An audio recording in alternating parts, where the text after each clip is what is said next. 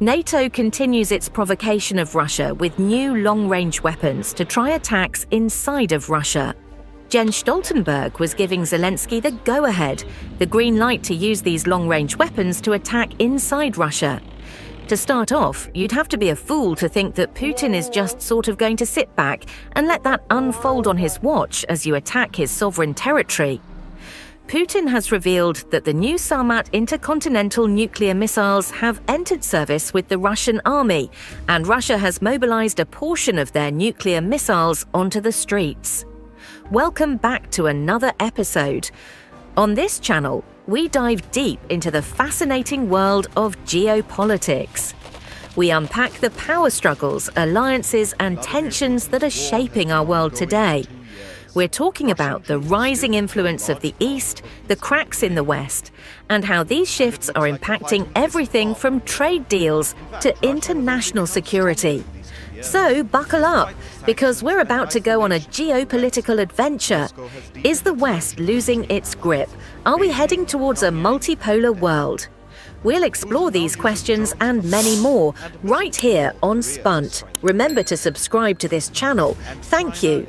Colonel Douglas McGregor posted this on X some few days ago, a message from Moscow saying, "Do not escalate and attack Russia. Moscow controls the escalatory ladder, not Washington. We hold a weak hand and are bluffing. In poker, we call it a dead man's hand. Moscow holds a strong hand, and it's not bluffing." But the question of how much can we surround Russia before it's like a caged bear remains. Colonel Douglas McGregor emphasized that it would be a grave mistake to underestimate the Russians, especially considering their demonstrated commitment to defending their homeland, as seen in their actions in eastern Ukraine over the past 3 years. McGregor pointed out the critical importance of understanding Russia's stance on its nuclear capabilities. He warned that any attempt by European or American military forces to enter Russian sovereign territory and launch significant strikes on the ground would be met with severe retaliation. McGregor highlighted Russia's readiness to deploy tactical nuclear weapons as a starting point and escalate as necessary. He reiterated that Russia has no intention of backing down or leaving Ukraine under any circumstances. Contrary to some beliefs, McGregor emphasized that Russia is not seeking war but will not be intimidated by Western powers, emphasizing that Russia possesses the means to challenge any threats effectively. He went on saying that NATO's ground forces are in ruins, even after Macron stood up and turned himself into the proverbial turd in the punch bowl by suggesting that Europeans should be prepared to march into eastern Ukraine.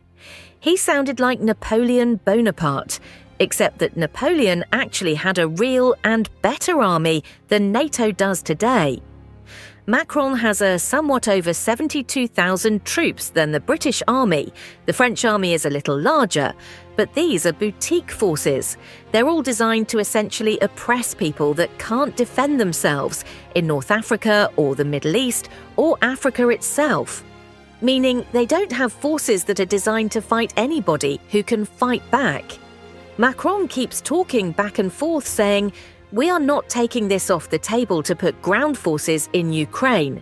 On the part of the French government, Olaf Scholz then having to come out and deliver a video message where he says, "Under no circumstances shall I, as Chancellor of Germany, put forces into Ukraine." Maybe this, by the way, the statement, "I, as Chancellor, would not put ground forces into Ukraine of Germany," is not about he himself, because he doesn't have the power, the Bundestag does. So he wouldn't be the one that would put ground forces in there anyway. This tussle between he and Macron shows somewhat of disagreement between the enemies of Russia.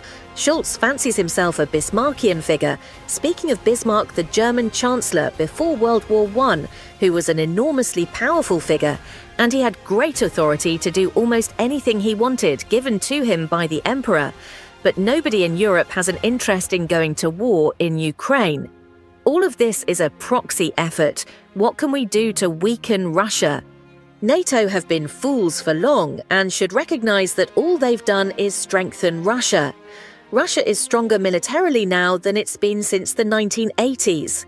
Now they're showing you the latest tactical nuclear weapons, mobile nuclear missiles that can essentially hit any target they need to in Europe. They could vaporise airfields, ports, cities as needed. The other thing is, the US doesn't have any air defence. They keep talking about air and missile defence, but they really don't have much in the United States. Well, both in the United States and in Europe, they have always depended on their air forces, and the underlying assumption has been that their air forces can penetrate anything and drop bombs with impunity and launch missiles with impunity. That's not really true anymore. The Russians are heavily invested in integrated air defences, integrated air and missile defences.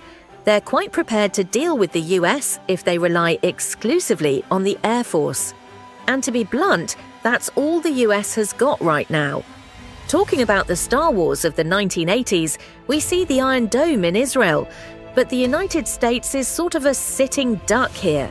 They can't even handle any of such, like the recent Chinese spy balloons flying over Montana, for crying out loud. They panicked when Balloon Boy was up a number of years ago. NATO just keeps going and keeps expanding. Jens Stoltenberg was last week telling Zelensky, "Long-range weapons, you can. We're giving you the green light to attack inside of Russia."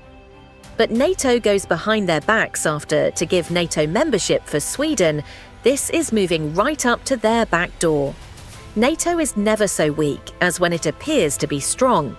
The more talk you hear about unity of effort and the larger, more powerful NATO capabilities, the less serious you should take any of these comments. You've got 32 states today constituting the so-called NATO alliance. Getting agreement on much of anything, including which door do we use in the conference room to get to the bathroom, is impossible. There's no unity of thinking or effort at all. The whole sham alliance is designed to create avenues of approach for Europeans to the US. It's another channel of communication to try and acquire US favour and support and backing. We wrap up this analysis at this point. Did you like this video? Did we say what interests you? If so, we plead on you to share this video to other fellow enthusiasts like you. All right, folks, that's all for this episode. Let us know your thoughts in the comments below. What geopolitical stories are you most interested in? And don't forget to like this video and subscribe to the channel for more analysis and insights from the world of geopolitics. We'll see you next time.